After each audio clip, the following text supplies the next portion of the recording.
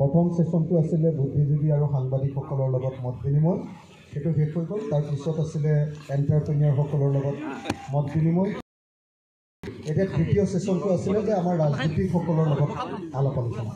মই সকলোকে অনুৰোধ জনাম, যিসকল দূৰত আছে সকলোৱে অকণ চাপি আহক। এবাৰ অলপ পলিটিকেল সেইটোৰ ওপৰত মৃণাল তালুকদাৰ দাদা আৰু সকলোৱে আমাক যদি এই আলোচনাটো সমৃদ্ধ কৰে ভাল হ'ব। এতিয়া পলিটিকেল ডিছকাশ্যন হ'ব। মই সকলোকে ওচৰ চাপি আহিবলৈ অনুৰোধ জনাইছোঁ। বেছি ঠাণ্ডা যদিও পৰিছে, তথাপিও অলপ ওচৰ চাপি আহিবলৈ অনুৰোধ জনাইছোঁ। বহু মানুহ গুচিয়ে গৈছে। মই চকীখিনি কেলৈ লৈ গ'ল? মই জে.আই. কাঠাৰ দাদাক ইয়ালৈ আহি আসন গ্ৰহণ কৰিবলৈ অনুৰোধ জনাইছোঁ। জে.আই. কাঠাৰ কনক গগৈ ডাঙৰীয়াক ইয়ালৈ আহি আসন গ্ৰহণ কৰিবলৈ অনুৰোধ জনাইছোঁ। কিশোৰ কুমাৰ কলিতাক ইয়ালৈ আহি অংশগ্ৰহণ কৰিবলৈ অনুৰোধ জনাইছোঁ। আৰু আমাৰ তামুলী ফুকনক ইয়ালৈ আহি অংশগ্ৰহণ কৰিবলৈ অনুৰোধ জনাইছোঁ।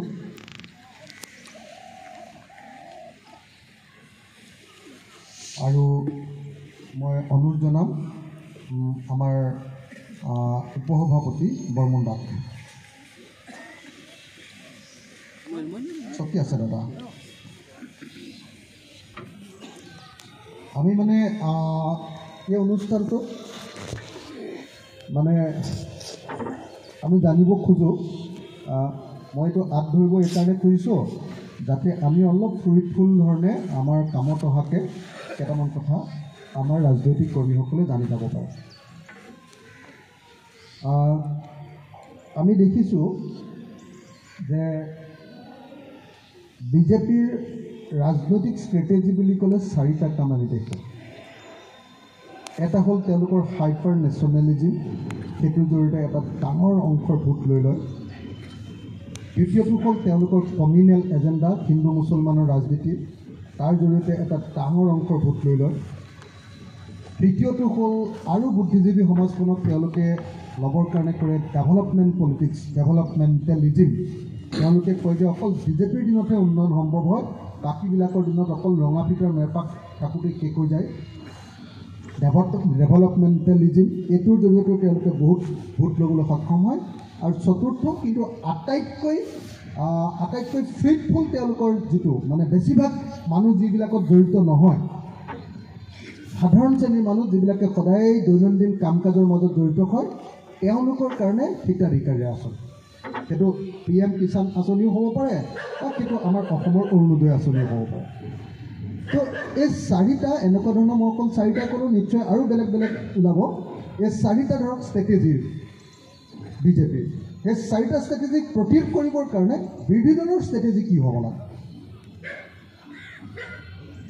এই 4টা ষ্ট্ৰেটেজিক প্ৰতিৰোধ কৰিবৰ কাৰণে বিৰোধী দলৰ ষ্ট্ৰেটেজি কি হ'ব লাগে? এইটোৰ ওপৰত মই প্ৰথমতে জে.আই. কাঠাৰ ডাঙৰীয়াৰ পৰা আপোনাৰ পৰা আৰম্ভ কৰোঁ। জে.আই. কাঠাৰ ডাঙৰীয়াৰ পৰাই আমি বক্তব্য শুনিব খুজিছোঁ। আৰু মই আশা কৰিম যে কোনোবাই যদি কণ্ট্ৰাডিক্টটো কৰিব খোজে, তেখেতৰ কথাক উল্টাকৈও ক'ব খোজে, বেয়াটো নাপায় নহয় জানো? কণ্ট্ৰাডিক্টটো কৰিব খোজে যদি ইয়াতকৈ তেওঁলোকৰ বেছি খালি জহুৱাৰ কাৰণে কথাটো ক'ব নালাগে আৰু যে মই নিজকে হাইলাইট কৰোঁ, এইটোৰ কাৰণে নহয়। যদি চিৰিয়াছলি কিবা ডিবেট কৰিবলগীয়া থাকে তেতিয়াহ'লে আপোনালোকে কণ্ট্ৰাডিক্ট কৰিব পাৰিব। এতিয়া মই জে.আই. কাঠাৰ ডাঙৰীয়াক এই প্ৰশ্নটো যে বিজেপিৰ এই 4টা ষ্ট্ৰেটেজিৰ বিপৰীতে বিৰোধীৰ ষ্ট্ৰেটেজি কেনেকুৱা হ'ব লাগে?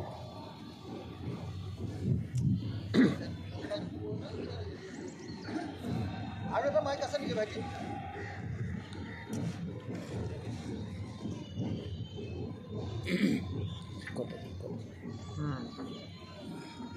গগৈ MLA, অনাৰেবল MLA ডাঙৰীয়াই, ভাইচ চেয়াৰমেন, ৰাইজৰ দল, এটা খুব ধন্যবাদ দিছোঁ আৰু আপোনালোকক সকলোকে ধন্যবাদ দিছোঁ। বিজেপিসকলে নেশ্যনেলিজম বুলি যিটো কয়, কোনটো নেশ্যনেলিজম সেইটো বোধহয় আমি মোৰ মতে মইতো ভাবি থাকোঁ কোনটোকে নেশ্যনেলিজম বুলি কয়। আমাক যিবিলাক জাতিৰ ফালৰ পৰা চালে আমি মংগোলিয়ান মানুহ, মংগোলিয়ান মানুহসকলক তেওঁলোকে কিন্তু ইণ্ডিয়ান নেশ্যনেল বুলি নধৰে কিন্তু এইটো সকলোৱে জনা কথা দিল্লীত বা ক'ৰবাত গ'লে আমাকতো চিংকি বুলিহে কয় চাইনা বুলিহে কয় অঁ হয় চিংকি বুলিহে কয় আমাক ইণ্ডিয়ান নেশ্যনেল বুলি নকয় আৰু আমি যিমান ৰিকুৱেষ্ট কৰিলেও নামানে মই IAS থাকোঁতে I was at that time commissioner মই দিল্লীত পাৰ্চনেল ডিপাৰ্টমেণ্টত গৈছিলোঁ ফৰেইনত যাবলৈ পাছ বিচাৰি এজন deputy secretary he was a deputy secretary government of India deputy secretary তাত ডেপুটি ছেক্ৰেটাৰী বুলি ক'লে এবভ ডেপুটি কমিশ্যনাৰ ইয়াৰ ডাইৰেক্ট IAS লেডিগৰাকী মই ক'লোঁ মোক সুধিছিল আপুনি ক'ৰ পৰা আহিছে মই ক'লোঁ I have come from Assam আপুনি আছাম হয় মই আছামিজ বুলি মই ক'লোঁ তেতিয়া মোক কৈছে আছামিজ বোলে how can you be an Assamese বুলি মোক কৈছে ইংলিছত কৈছে how can you be an Assamese বুলি কৈছে তেতিয়া ময়ো তাত টেষ্ট কৰিলোঁ আৰু মই ক'লোঁ হয় মই আছামিজ কিন্তু মই মংগোলিয়ান হয় বুলি ক'লোঁ এই মই মংগোলিয়ান বুলি কোৱাৰ লগে লগে তেওঁ তেনেকৈ হৈ কৰিছিল তাত আমাৰ চকীটো এনে পিছুৱাইছে মংগোলিয়ান বুলি মই কোৱাৰ লগে লগে তাৰমানে আৰু দেই সেই একেদিনতে দুটা ঠাই দুজনো IAS ডাইৰেক্ট দুজনো নৰ্থ ইণ্ডিয়ান মানুহ এই একে system how can you be an Assamese বুলি মোক কৈছে এইটো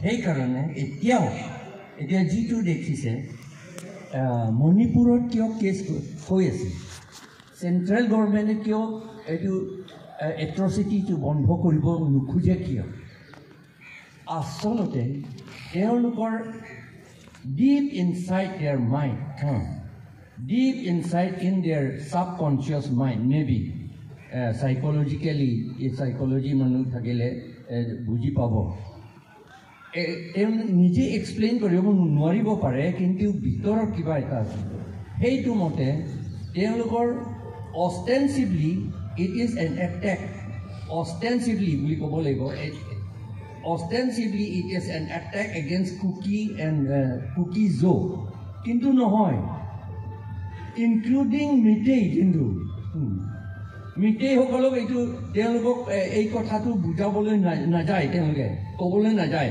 কিন্তু যেন সেই যিটো একশ্যন এতিয়া লাষ্ট ফালে একশ্যনটো কি হৈছে মিটেইসকলক ডিষ্টাৰ্ব কৰিবলৈ কষ্ট কৰিবলৈ ডেষ্ট্ৰয় কৰিবলৈ কাৰণে আকৌ বহাই থৈ দিলে মাৰিছে আৰু তেওঁলোককো মাৰিছে আৰু বন্দুকটো বোলে DC অফিচৰ পৰা পুলিচৰ পৰা কাঢ়ি লৈ যায় বুলি কৈছে এইটো সম্ভৱ কথা নেকি কি আমি বিশ্বাস কৰিব লাগে নেকি মানে দাদা আপুনি এইটো ক'ব কৈছে যে তেওঁলোকে যিটো নেশ্যনেলিজিম বুলি কয় সেই নেশ্যনেলিজিমক আমি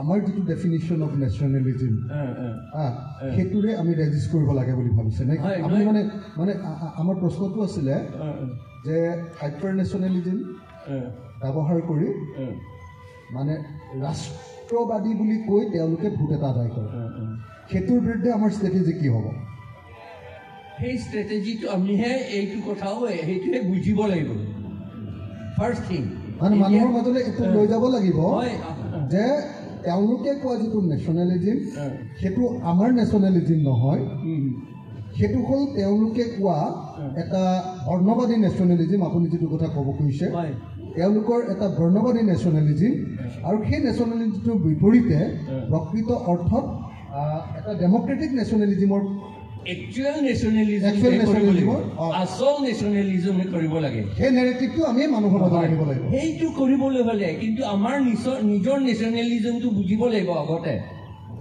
ডিফাৰেঞ্চো জানিব লাগিব তেওঁলোকে কিটো নেশ্যনেলিজিম বুলি ভাবে আমি কিন্তু কি নেশ্যনেলিজিম বুলি আমি ভাবিছোঁ সেইটো আগতে আমিও জানিব লাগিব এতিয়ালৈকে আমাৰ অসমত এইটো নজনা নিচিনাহে আমি দেখিছোঁ ইয়াত অসমত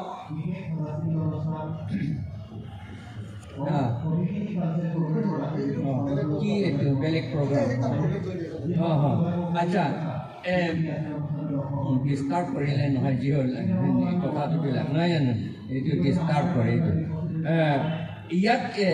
ইয়াত নেশ্যনেলিজম বুলি আমাৰ যিটো নৰ্থ ইণ্ডিয়ান ফালৰ পৰা আমাক বুজাবলৈ চেষ্টা কৰিছে সেই নেশ্যনেলিজমটো আমি নুবুজা কাৰণে what they want to us to accept সেইটো আমি নজনা কাৰণে আমি তেওঁলোকে এটা বস্তু লৈছে এটা হাতিয়াৰ এই ৰিলিজনটো লৈছে হিন্দু আৰু মুছলিম নহয় জানো হিন্দু আৰু মই বাৰে বাৰে এইটো কথাটো কৈছোঁ পাব্লিকলি কৈছোঁ CAA ওপৰত আমি খুব যুঁজিছোঁ 6 জন মানুহ মৰিলে কিন্তু আফটাৰ 1 or 2 months না ইলেকশ্যন হৈ গ'ল সব আৰু CAA লাগে বুলি মানুহজনকে আকৌ ইলেকশ্যনটো আকৌ জিকিবলৈ দিছে নহয় নহয় সেই জিকিবলৈ দিয়া কাৰণ ভোটটো চব দি দিলে দিয়া কাৰণটো কি মুছলিম আৰু হিন্দু বুলি পেলাই নহয় জানো মুছলিম আৰু হিন্দু বুলি পেলাই এইকাৰণে মই ভাবোঁ সকলোৱে কৈ থাকে পলিটিক্সত ৰিলিজনৰ কথা একো ক'ব নালাগে বুলি কৈ থাকে কিন্তু বিজেপিসকলে পলিটিক্সৰ ৰিলিজনৰ কথা কৈহে জিকিছে তেতিয়াহ'লে আমি ক'ব নালাগে নেকি মই বুজা মতে তেওঁলোকে যিমানলৈকে ৰিলিজনৰ কথা কৈছে সেইটো কথাটো আমিও ইমানলৈকে ক'ব লাগে বুজাব লাগে হোৱাট ইজ মিয়া আমি কৈ থাকোঁ এই মিয়া বুলি কয় দেই এই মিয়াসকলক বুলি কয় আৰু মিয়ানী বুলি কয় আমি মাইকী হ'লে মিয়ানী বুলি কয় কিন্তু মিয়াটো কি বস্তু এইটো আৰবিক ভাষা এইটো ভাই ককাই বুলি মোৰ ভাই বুলি নহয় জানো এই ভায়া বুলি মিয়া ব্ৰাদাৰ্ছ বুলিহে ভায়া এইকাৰণে ব্ৰাদাৰী বুলি কেনেকৈ ক'ম নহয় জানো মাইকীটো হ'ব নহ'লে ব্ৰাদাৰ হ'লে কিন্তু আমি নুবুজা কাৰণে সেইটো কৈ থাকোঁ ব্ৰাদাৰটো কেতিয়াও মাইকী নহয় কিন্তু আমি মাইকী বুলিহে ভাবোঁ মিয়ানী বুলি কওঁ সেইটো নুবুজা কাৰণে চিম্পল থিং বেচিক থিংটোকে আমি নজনা কাৰণে তেনেকৈ হৈ গ'ল তেওঁলোকে ৰিলিজনৰ কথা কৈছে কিন্তু ৰেচ হিচাপে আমাক তেওঁলোকৰ আন্ধাৰত ৰাখিবলৈহে তেওঁলোকে বিচাৰে এইটো মনুস্মৃতিতে লিখা আছে এই কথাটো মনুস্মৃতি চেপ্টাৰ 8ত লিখা আছে ভাৰ্ছ 417 ভাৰ্ছ 417 422 এই গোটেইখিনি মনুস্মৃতিত শ্লোক বুলি কয় নহয় জানো শ্লোক 417 422 এইবিলাক সেইটো পঢ়িলে চব দেখিব যে আমাক তাতো মানুহ বুলি নধৰে কেতিয়াও আমাক বুলি নধৰে এতিয়াও তেওঁলোকে নধৰে সেইকাৰণে আমাক মানুহ বনাবলৈটোহে আচলতে তেওঁলোকে কৰি আছে এতিয়া মানুহটো লাগে নেকি আমি মানুহ হয়নে নহয় এই কথা মানুহটো এইটো ব্ৰহ্মাৰ ল'ৰা নহয় জানো মানুহ পৰাহে মানুহ হৈছে আমিতো ব্ৰহ্মাৰ মানুহ নহয় ব্ৰহ্মাৰ ল'ৰা নহয় মংগোলিয়ান মানুহে আমি তেতিয়াহ'লে আমি মানুহ হ'বলৈ দৰকাৰো নপৰে এটা কথা চালে মানুহ হ'বলৈ দৰকাৰ নপৰে বড়ো হ'লে বড়ো হওক আৰু কি আছে মানুহ হ'বলৈ কি দৰকাৰ আছে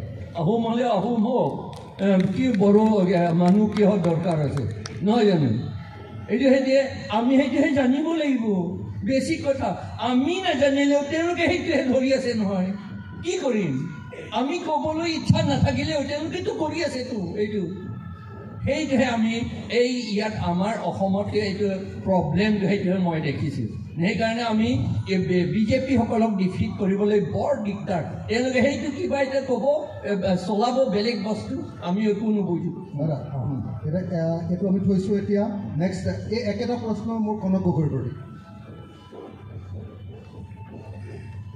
4টা ষ্ট্ৰেটেজি আকৌ মনত পেলাই দিছোঁ বিজেপিৰ যি 4টা ষ্ট্ৰেটেজি তাৰ বিপৰীতে আমাৰ কি ষ্ট্ৰেটেজি হ'ব লাগিব ধন্যবাদ অখিল গগৈ ডাঙৰীয়া আৰু উপস্থিত সুধীবৃন্দ মই আচলতে গোটেই 4টাৰ সম্পৰ্কত ক'ব নিবিচাৰোঁ তাৰে এটা যিটো তেওঁলোকে ষ্ট্ৰেটেজি লয় সেই ষ্ট্ৰেটেজিটোৰ সম্পৰ্কত মই আমাৰ ফালৰ পৰা অলপ ক'ব বিচাৰিছোঁ আৰু যিখিনি কথা মই ক'বলৈ বিচাৰিম সেইখিনি আপোনালোকে আজি উত্থাপন কৰা আজি সপোনৰ অসম তাত যিকেইটা বিষয় অনা হৈছে তাত হয়তো আৰু সংযোগ কৰিব পৰা যায় নেকি যিটো আমিও এটা অৰ্থনৈতিক বিকল্প অৰ্থনৈতিক কৰ্মসূচী ইতিমধ্যে আমি তৈয়াৰ কৰি মানুহৰ জনগণৰ সন্মুখলৈ আমি লৈ যাবলৈ চেষ্টা কৰি আছোঁ যোৱা বছৰ।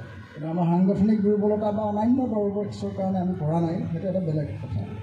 যিহেতু বিজেপিক আমি ক্ষমতাৰ পৰা আঁতৰত ৰখাটোৱে হৈছে আমাৰ মূল লক্ষ্য।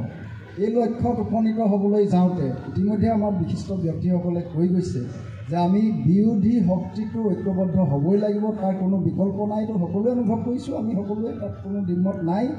কথাটো হ'ল এইখিনি কৰিবলৈ যাওঁতে আমাৰ এখন ন্যূনতম উমৈহতীয়া কৰ্মসূচী ভিত্তিত আমি যিখিনি আপোনালোকৰ সপোনৰ অসমৰ কথাখিনি আনিছে তাত আমি আনিব লাগিব আৰু দুই এটা কথা হয়তো। বিশেষকৈ আমি ভূমি সংস্কাৰ কথাটোতো আহিবই, ভূমি সংস্কাৰ কথাটো আহিব আৰু ভূমি সংস্কাৰ কথাটো অহাৰ উপৰিও আচলতে আমি এটা ছাৰ্ভে আমাৰ হ'ব লাগিব যে আমি কি কাৰণে আমাক বিকল্পত ল'বলৈ হ'লে সেই কৰ্মসূচীখনত বিকল্প অৰ্থনৈতিক কৰ্মসূচীখনত আমি আচলতে GDP বিষয়টো আনিব লাগিব। GDP কিমান শতাংশকৈ আমি কোনবিলাক চেক্টৰত আমি ইনভেষ্ট কৰাৰ কাৰণে এল'কেশ্যন কৰাৰ কাৰণে আমাৰ দাবী থাকিব বা নিজৰ চৰকাৰ হ'লে আমি কৰিম, এই প্ৰতিশ্ৰুতিৰ কথা আহিব পাৰে। শিক্ষা ক্ষেত্ৰত এতিয়া যদি চেণ্ট্ৰেল GDP কথা চোৱা যায়, 10% পৰ্যন্ত আমি দাবী উত্থাপন কৰিব লাগিব শিক্ষা ক্ষেত্ৰত এল'কেশ্যনৰ কাৰণে। ঠিক তেনেকৈ স্বাস্থ্য শিতানতো যদি আমি চাওঁ মিনিমাম 6% GDP আমি মানে এল'কেশ্যনৰ কথাটো আমি ক'ব লাগিব, বা নিজৰ যদি কিবা হয়গৈ তেতিয়াহ'লে নিজেই কৰিবলৈ চেষ্টা কৰিব লাগিব। এই কথাখিনি আছে। বিকল্প অৰ্থনৈতিক কৰ্মসূচী ভিত্তিত আচলতে আমি পুনৰ ঘূৰাই অনাৰ কথা ভাবিব লাগিব। 5 years প্লেনিঙৰ যিখিনি মূল কথা বাৰ্তা আমি নিয়োগ সৃষ্টি কৰাৰ কাৰণে বা দৰিদ্ৰতা নিৰ্মূলৰ কাৰণে বা সম্পদৰ সঠিক বণ্টনৰ কাৰণে আমি সেই ব্যৱস্থাখিনি মেকানিজিমটো তৈয়াৰ কৰি দিয়াৰ ব্যৱস্থাটো আমাৰ থাকিব লাগিব। আজি কোৱা হৈছে, সকলোৱে জানো আমি যে আজি 1% মানুহৰ হাতত দেশৰ 40% সম্পদ কুক্ষিগত হৈ আছে। এইটো কিমান ব্যৱধান হৈ আছে। গতিকে ইয়াত আমাৰ টেক্সেশ্যনৰ যিটো ছিষ্টেম, এই টেক্সেশ্যনৰ ছিষ্টেমত আমি প্ৰগ্ৰেছিভ টেক্সেশ্যন ছিষ্টেম লাগু কৰাৰ কাৰণে আমাৰ বিকল্পৰ কৰ্মসূচীত থাকিব লাগিব যে যিসকলৰ উপাৰ্জন বেছি, যিসকলৰ বহু বেছি উপাৰ্জন লাখ টকাৰ ওপৰত, তেওঁলোকৰ ওপৰত অধিক টেক্স মানে জাপি দিয়া। যিসকল মধ্যবিত্ত তেওঁলোকৰ ওপৰত কিমান টেক্স আমি লাগু কৰিম, আৰু যিসকলৰ মানে উপাৰ্জন কম তেওঁলোকৰ ওপৰত টেক্সৰ সীমা কিমান হ'ব, এইবিলাক আমি বিকল্পৰ কথা দেখুৱাব পাৰিব লাগিব সেই উমৈহতীয়া কৰ্মসূচী ভিত্তিত। তেতিয়া জনগণে হয়তো বিবেচনা কৰিব। নহ'লে এওঁলোকে দি আছে এইবিলাক আঁচনি, আৰু আঁচনি কথাটোৱেই কৈছোঁ যে এই আঁচনিবিলাকৰ বিষয়তে সকলোৱে জানে যে এইবিলাক আমাৰ নিজৰ পইচা ভিত্তিতে এইবিলাক আঁচনি কৰি দিছে। কিন্তু এই আঁচনিবিলাকৰ জৰিয়তে যে আমাৰ জীৱন ধাৰণৰ মান উন্নত হোৱা নাই, কেৱল এটা পিৰিয়ডৰ কাৰণেহে আমাৰ সকাহ বা সহায় হৈছে, এই কথাটো বুজাবৰ কাৰণেতো আমি চেষ্টা কৰিব লাগিব। সেইকাৰণে এই বিকল্প অৰ্থনৈতিক কৰ্মসূচী ভিত্তিত ব্যাপক টেক্সেশ্যন ছিষ্টেমটো সংস্কাৰৰ পইণ্টত আচলতে আমি এই কমন মিনিমাম প্ৰগ্ৰেমত আনিব লাগিব ঐক্যবদ্ধভাৱে। আৰু ক'বলৈ ধেৰ থাকিলেও সময় যিহেতু সম্ভৱ নহয় নাই, গতিকে মই এইকেইটা কথাকে কৈ একেটা প্ৰশ্ন কিশোৰ কলিতাৰ প্ৰতি। প্ৰথম প্ৰশ্নটো যিটো অখিলে কৈছে যে হাইপাৰ নেশ্যনেলিজিমৰ প্ৰসংগটো, মই ভাবোঁ যে যোৱা সময়ছোৱাত গোটেই ভাৰতবৰ্ষত ৰিজনেলিজিম কিন্তু ইমাৰ্জ হৈছে, উত্থান আঞ্চলিকতাবাদৰে হৈছে। গতিকে আমি ভাবোঁ যে হাইপাৰ নেশ্যনেলিজিমৰ প্ৰত্যুত্তৰ হিচাপত ভাৰতবৰ্ষৰ প্ৰান্তে প্ৰান্তে ৰিজনেলিজিমৰ এটা স্কোপ আছে, আৰু সমাগত সময়ত সেইটোৱে সম্ভৱ হ'ব পাৰে। দ্বিতীয় প্ৰশ্নটো হৈছে যে যিটো অখিলে কৈছে যে সাম্প্ৰদায়িকতাবাদৰ প্ৰসংগটো, মই ভাবোঁ যে ভাৰতবৰ্ষৰ কিছুমান প্ৰান্তত কমিউনেল ভাইলেঞ্চ হ'ব পাৰে, কিন্তু কিছুমান অঞ্চলত নহ'ব। কিন্তু কাৰণ জাতি গঠনৰ প্ৰক্ৰিয়াবিলাক সকলো ৰাজ্যত বেলেগ বেলেগ। যেনে অসমৰ কথাতে কৈছোঁ, অসমৰ খিলঞ্জীয়া মুছলমানখিনিৰ লগত অসমীয়া হিন্দু মানুহখিনিয়ে যুগ যুগ ধৰি বাস কৰি আছে, আৰু ক'তো আমাৰ ভাইলেঞ্চৰ কোনো হিষ্ট্ৰী নাই। কিন্তু গতিকে আমি আমাৰ নিজৰ জাতি গঠনৰ যিটো এটা আমাৰ ঐতিহ্য আছে, আমাৰ যিটো এটা সমন্বয়ৰ যিটো এটা ভেটি আছে, সেই ভেটিটোৱে তাৰ এনচাৰ হ'ব, আৰু ইতিমধ্যে সেইটো প্ৰমাণ হৈছে অসমৰ দৰে ঠাইত।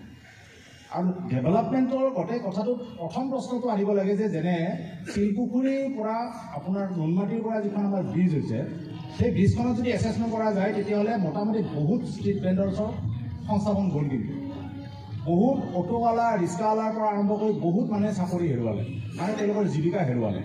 গতিকে অসমৰ বিভিন্ন ঠাইত যিমান দলং হৈছে, যিমান ৰাস্তা ঘাট হৈছে মানে কাষৰৰ মাটিখিনি বিক্ৰী হৈছে।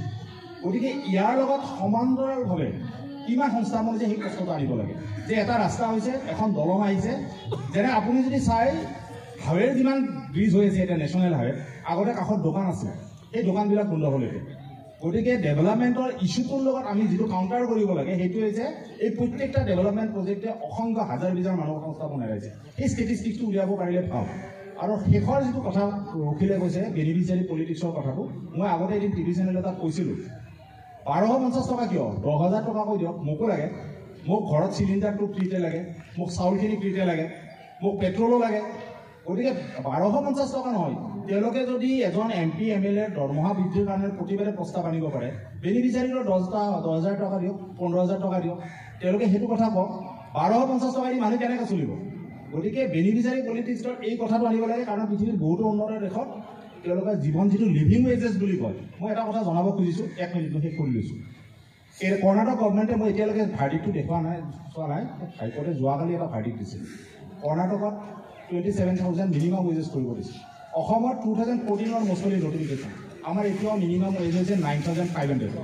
অৰ্থাৎ আমাৰ যোৱা 10 বছৰত কিন্তু আপোনাৰ আলুৰ দাম 300% বাঢ়িছে। চব পাৰ্চেণ্টেজ আপুনি যায় 300-400কৈ বাঢ়িছে।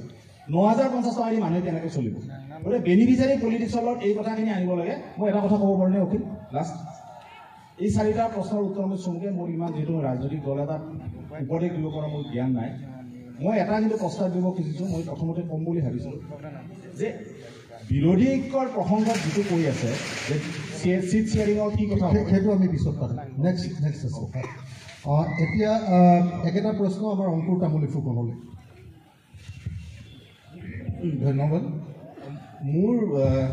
মই যেতিয়া অথনিৰ পৰা কথাবোৰ শুনি আছোঁ, তো মই প্ৰশ্নটোৰ উত্তৰটো অকণ বেলেগ ধৰণে দিওঁ।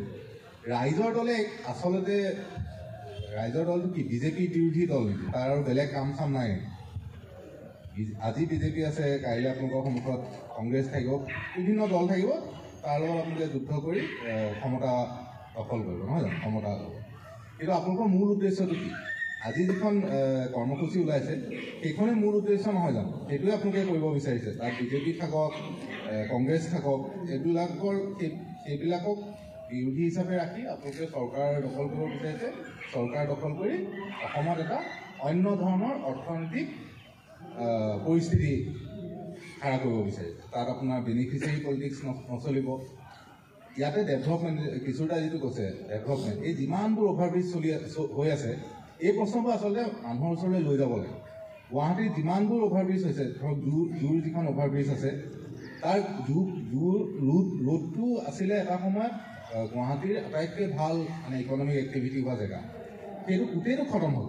তলত মানে এনেকুৱা মানুহে কৈছে যে মোৰ 11জন ষ্টাফ আছিল মোৰ দোকানত, এতিয়া মই 2জন ষ্টাফ লৈ পেলাই দোকান চলাই আছোঁ, খতম। এইটো তেওঁলোকৰ ডেভেলপমেণ্ট, এইটো তেওঁলোকৰ বিকাশ। ৰাইজৰ দলে যিখন আজি মই এখন পঢ়িলোঁ, ৰাইজৰ দলে যিটো কৈছে সেইটো কোৱা নাই। ৰাইজৰ দলে কৈছে বিকাশৰ নামত কাকো ধ্বংস কৰাৰ কথা কোৱা নাই, উল্টা কথা এটা কৈ আছে।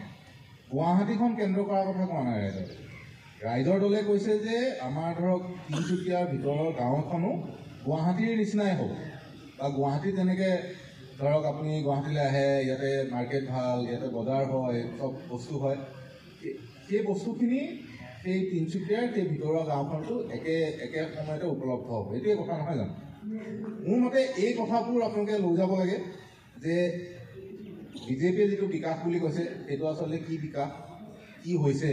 কিশোৰদাই যিটো কৈছে যে এই যে ব্ৰিজবিলাক বনাই আছে, ৰাস্তাবিলাক বনাই আছে, এইবিলাকৰ পৰা আচলতে কি হ'ল, তাৰ পৰিসংখ্যাটোতো আমাৰ হাতত নাই। আমি উল্টাটোহে জানো যে ৰাস্তাটো বনাইছে, বিৰাট বিকাশ হৈছে। কিন্তু আপোনালোকৰ দলটোৱে যিটো কৈছে, মই যিটো বুজি পাইছোঁ, সেইটো হৈছে যে বিকাশৰ নামত মানুহক ধ্বংস কৰাতকৈ সকলোকে লৈ সমবিকাশ কৰা, আৰু তাত যাতে পৰিৱেশো ভাল হৈ থাকে, মানুহো ভাল হৈ থাকে, এইটোৱে নহয় জানো? সদ্যহতে মই এইটোৱে বুলি ক'লোঁ। Thank U. লাষ্ট আমি খুব কম সময়ৰ ভিতৰতে আমাৰ বৰ্মন দাক একেটা প্ৰশ্ন। ধন্যবাদ। আচলতে হাইপাৰ নেশ্যনেলিজিম কৈ বিজেপিয়ে যিটো কৰি আছে সেইটোক যদি কাউণ্টাৰ কৰিব লাগে তাৰ বিপৰীত আইডেণ্টিটিত আমি যাব লাগে। আমি হাইপাৰ নেশ্যনেলিজিম যিটো বিজেপিয়ে কৰি আছে, RSSে কৰি আছে, এইটো বহু পৰিমাণে ঔপনিৱেশিক কালতে অৰ্থাৎ ব্ৰিটিছ জামানাতেই আৰ্টিফিচিয়েলি ভাৰতীয় মানুহক ডিভাইড কৰাৰ কাৰণে এই হাইপাৰ নেশ্যনেলিষ্ট ফৰ্মুলা তৈয়াৰ হৈছিলে। দাদা হিষ্ট্ৰী আমাক নালাগে, ডাইৰেক্ট আপুনি প্ৰশ্ন উত্তৰ দিয়ক। গতিকে এই হাইপাৰ নেশ্যনেলিষ্ট যি তেওঁলোকৰ প্ৰচ্ছাদ, সেইটোৰ বিপৰীতে আমি যদি বিজেপিক কাউণ্টাৰ কৰিব লাগে, আমাৰ কলিতাও কৈছে, টু এ চাৰ্টেইন এক্সটেণ্ট কাথাৰ চাহেবেও কৈছে যে আমি আমাৰ ৰিজনেল আইডেণ্টিটিবিলাকক এছাৰ্ট কৰিব লাগিব effectively. Linguistic nationalist regional identity আমি যিমানেই ভালকৈ এফেক্টিভলি এছাৰ্ট কৰিব পাৰিম, সিমানেই তেওঁলোকৰ হাইপাৰ নেশ্যনেলিষ্ট ফৰ্মুলাক আমি কাউণ্টাৰ কৰিব পাৰিম। এইটো হৈছে প্ৰথম কথা।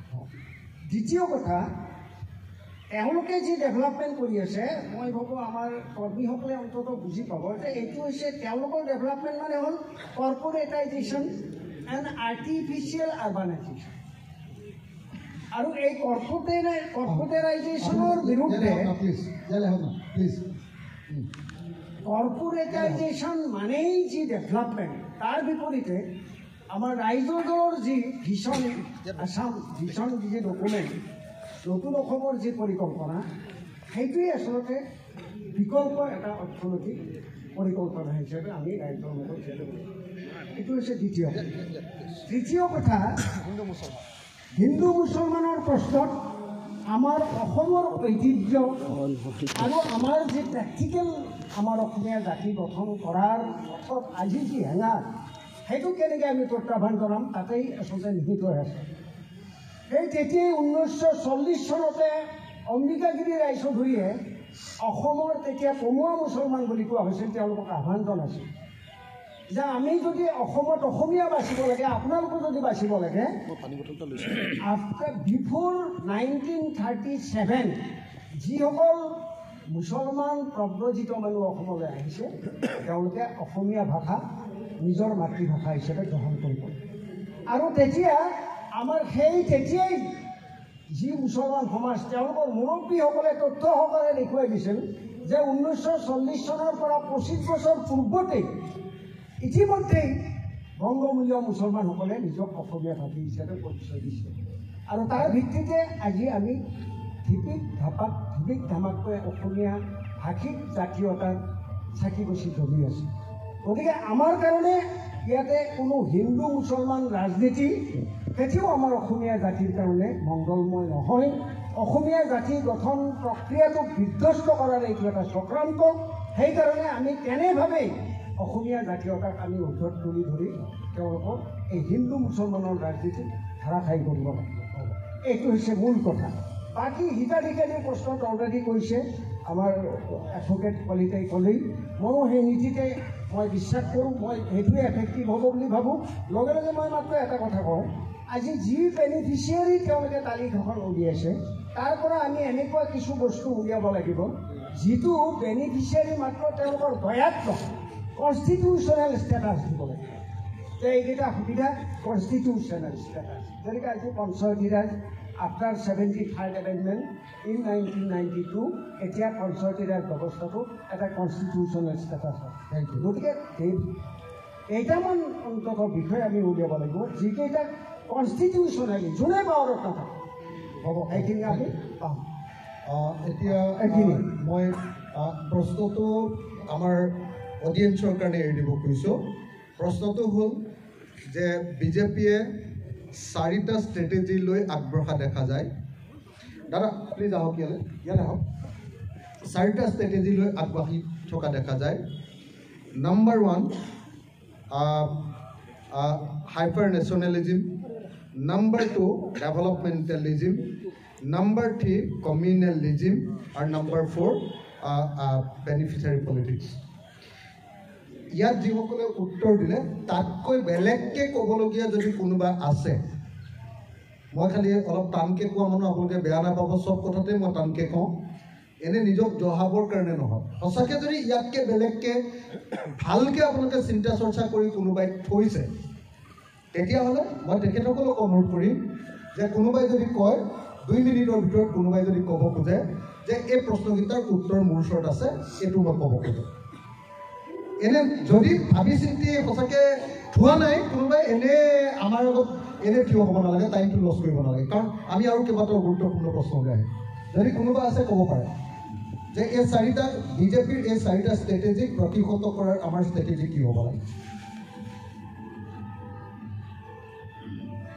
নাই ঠিক আছে তেতিয়াহ'লে মই আকৌ আপোনালোকক সকলোৰে কাৰণে এই প্ৰশ্নটো আকৌ এবাৰ মনত পেলাই দিব খুজিছোঁ যে বিজেপিৰ ষ্ট্ৰেটেজি ইলেকশ্যন ষ্ট্ৰেটেজি যেতিয়া আমি খুব সূক্ষ্মভাৱে লক্ষ্য কৰোঁ তেতিয়া 4টা ষ্ট্ৰেটেজি থাকে এটা হ'ল হাইপাৰ নেশ্যনেলিজিম খুব ৰাষ্ট্ৰীয়তাবাদৰ কথা কৈ বিনামূলীয়াকৈ এটা অংশৰ মানুহৰ পৰা ভোট লয় 2 নম্বৰটো হ'ল আকৌ মিডল ক্লাছটোক তেওঁলোকে আকৰ্ষণ কৰিবৰ কাৰণে ডেভেলপমেণ্টেল পলিটিক্সৰ কথা কয় 3 নম্বৰটো হ'ল তেওঁলোকে হিন্দু মুছলমানৰ পলিটিক্স কৰি ব্যাপক অংশৰ মানুহৰ পৰা যিহেতু হিন্দু প্ৰধান দেশ এখন গতিকে হিন্দু মানুহৰ পৰা ভোটটো লৈ লয় আৰু 4 নম্বৰ বেনিফিচিয়াৰী স্কিম আৰু 5 নম্বৰটো হ'ল সংবাদ মাধ্যমক নিজৰ হাতত ৰখা এই 5টা আঁচনিৰ জৰিয়তে 5টা ষ্ট্ৰেটেজিৰ জৰিয়তে যোৱা সময়খিনিত আমি দেখিছোঁ যে বিজেপিয়ে নিজৰ শাসন ইটোৰ পিছত সিটো শাসন কায়েম কৰি